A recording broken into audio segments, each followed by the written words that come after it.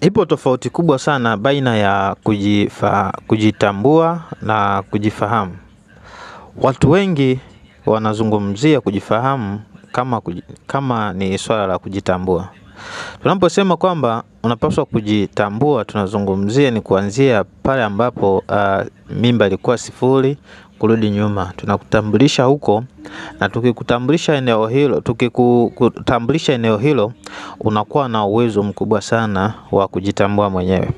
Lakini tunapozungumzia kujifahamu, tunazungumzia ni mtu anayokuwa na uwezo wa kujibu swali kama jina lako nani? Naitwa mtu fulani, MJ for people.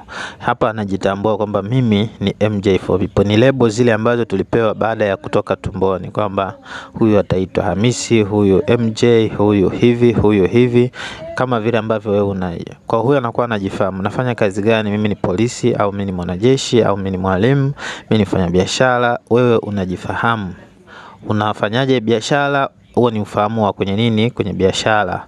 Labda una watoto, kwa unajibu ndio. Wangapi? Watatu. Hapo tunazungumzia yote hayo, tunazungumzia katika mtiririko wa mtu ambaye anajifahamu. Lakini tunaposema kujitambua ni wakati unajibu maswali mawili au matatu, kwamba umetoka wapi kabla ya kuja kwenye huu mwili au kuja hapa duniani, umekuja duniani kufanya nini, duniani umekuja kufanya nini. Maana hapa wengine wanafikiria mpo duniani kutafuta nyumba, kutafuta gari, kutafuta mke, kutafuta watoto. Ndio maana unaweza kukutana na mtu analalamika kwamba na mikosi au nimelaaniwa kwa sababu sijaolewa au sijapata mke.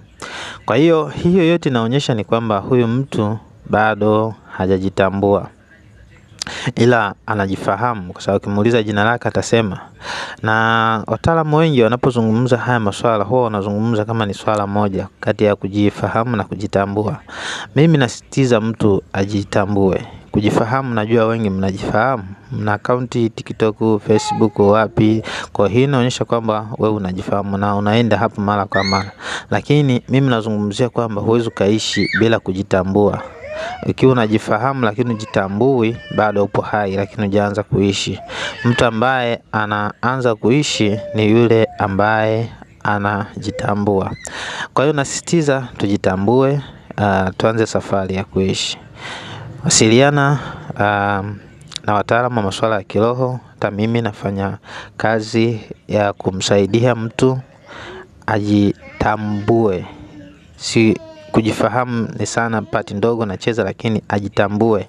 Ukijitambua, maisha yako yanaanzia hapo. Ukijitambua, una uwezo wa kumtambua mke wako. Ukijitambua, una uwezo wa